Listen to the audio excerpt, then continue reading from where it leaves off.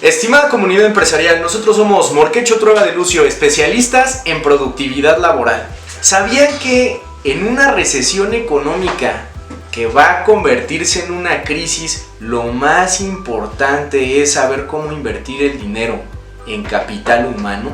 Muchas veces tenemos el conocimiento de que en las empresas existen los recursos humanos.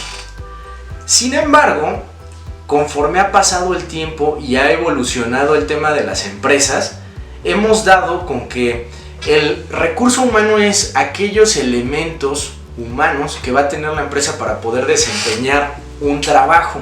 Sin embargo, en estas fechas que todo se ha revolucionado, el capital humano es el sistema que se tiene en una empresa para que el recurso humano, con el esfuerzo de producir, de convertir un bien o servicio a través de su trabajo, se convierta en capital. Hay una diferencia enorme entre dinero, que es un instrumento de cambio que todos utilizamos para comprar bienes o servicios, y el capital. El capital es un sistema que todos debemos de conocer para que ese capital, sin que estemos presentes o pendientes de este sistema, esté generando constantemente dinero. Es por eso que nosotros vamos a hablar de los 5 puntos para saber cómo armar un proceso de selección y reclutamiento de personal. Punto número 1. Tienes que saber cuál es la diferencia entre proceso y procedimiento. El proceso van a ser aquellas etapas que tú vas a planear con un especialista para que puedas obtener un resultado. Y dentro del proceso está el procedimiento, que van a ser varios pasos en varias entidades que vamos a utilizar para poder llegar a ese resultado.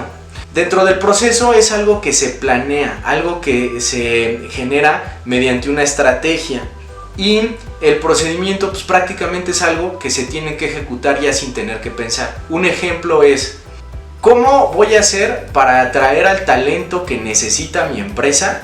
Pues armo un proceso con un especialista donde me va a ir diciendo: esta va a ser la primera etapa de tu proceso, esta va a ser la segunda etapa de tu proceso y esta va a ser la tercera etapa de tu proceso. En cada etapa del proceso hay procedimientos donde nosotros vamos a establecer muchos documentos o formatos que vamos a tener, donde una persona, sin necesidad de que tú le tengas que decir qué es lo que tiene que hacer, la vas a capacitar para que ya esa persona en automático simplemente llene esos formatos o llene esos requisitos que tú estás pidiendo. Esta diferenciación de proceso y procedimiento es muy importante que la entendamos, porque si yo quiero conseguir a un abogado especialista en derecho laboral, pues primero necesito saber cuáles van a ser las características de ese abogado. Pero ese abogado, ¿para qué lo voy a necesitar? ¿Para elaborar documentos o para litigar, llevar juicios? Si lo voy a necesitar para elaborar documentos, pues va a necesitar una serie de requisitos. Esos requisitos, ya no hay necesidad de que nosotros tengamos que estar explicándole a la persona que se va a encargar en nuestro negocio de identificar. Ya los va a ver en un formato, y en ese formato es donde nosotros vamos a establecer cuáles van a ser los requisitos, el perfil de ese puesto que vamos a necesitar. Otro ejemplo, para que ustedes entiendan la parte de proceso y procedimiento, es: el proceso es la etapa en la que yo voy a hacer la investigación de conseguir al talento.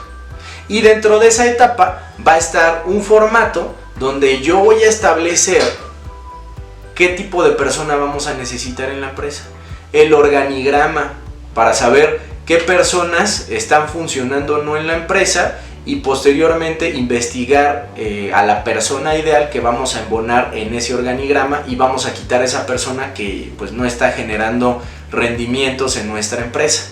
Entonces, esto que les platico de la diferencia entre proceso y procedimiento nos lleva al segundo consejo.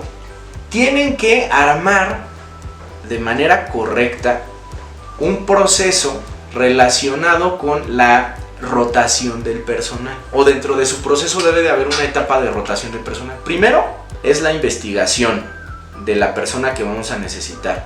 Segundo es el tema de cómo vamos a hacer esa rotación de personal. Muchas veces contratamos a las personas y créanme que la mejor forma de asegurarte si es un buen o mal elemento para tu empresa es viendo cómo se desempeña en el trabajo esa persona. La NASA contrata personas que sean optimistas, que tengan una inteligencia emocional alta.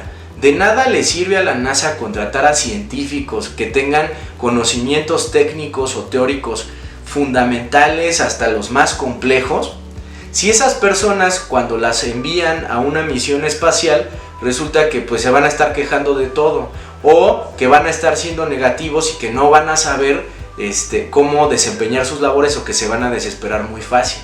Por eso hay que armar un proceso de selección y reclutamiento de personal para que nosotros vayamos depurando los malos elementos y los vayamos cambiando por buenos elementos en la empresa. Lo más valioso en la empresa van a ser nuestros mismos empleados, las personas que van a laborar en nuestra empresa. Y eso nos lleva al tercer consejo: arma un buen proceso de cultura organizacional en tu empresa.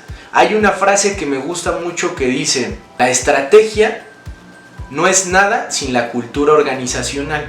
Esto quiere decir que puedes tener la mejor estrategia en tu empresa. Sin embargo, si no tienes una buena cultura organizacional, si estás rodeado de personas que son tóxicas, si estás rodeado de personas que no son propositivas, si estás rodeado de personas que no les interesa su trabajo, que son apáticas, pues realmente por muy buena estrategia que tengas, la van a echar a perder. Sin embargo, si tienes a personas que son optimistas, que son proactivas, que son intraemprendedores, que realmente les está gustando desempeñar su trabajo, que se apasionan con ese trabajo, pues vas a tener un buen equipo que a lo mejor tu estrategia no es la más idónea para que tú alcances los objetivos de tu empresa, pero estas personas van a estar perfeccionando esa estrategia al grado de que todos van a trabajar con una personalidad única y exclusiva de esa empresa. Y esto nos lleva al cuarto consejo. Es importantísimo en una empresa que, ya que tenga bien definida su cultura organizacional, el documentar qué es lo que ha funcionado y qué es lo que no está funcionando en la empresa. Hay varios tipos de indicadores de gestión en las empresas. Los más valiosos son dos: los indicadores que nos van a estar midiendo nuestros resultados y los indicadores que van a estar midiendo los antecedentes históricos de la empresa, porque con estos dos indicadores vamos a poder identificar si nuestra estrategia realmente está funcionando o no, y por qué, en números. Y entonces hay que armar buenos indicadores de gestión, lo que nos lleva al siguiente paso. Una vez que ya tenemos esos indicadores de gestión, debemos de armar también los procesos y procedimientos de nuestra capacitación y adiestramiento. La capacitación son los conocimientos mínimos que nosotros como empresarios le vamos a dar a los empleados para que ellos puedan desempeñar sus labores de forma correcta. Y el adiestramiento es el perfeccionamiento de esos conocimientos por el simple transcurso del tiempo. Recuerden que nosotros somos personas y como personas hay una curva de aprendizaje. Llega un momento en que las personas son tan diestras en lo que hacen que una sola persona puede hacer el trabajo de 10 o de 1000 personas, no lo sé, pero todo va a depender de los procesos de selección y reclutamiento de personal que tú tengas. Y les pedimos por favor que se agreguen o que se sumen a nuestra comunidad de empresarios, porque nos interesa ayudar a la mayor cantidad de empresarios posible y a esos emprendedores que tienen cultura empresarial, que quieren ser emprendedores de alto impacto. Muchas gracias. Morquecho Trueba de Lucio, especialistas en productividad laboral.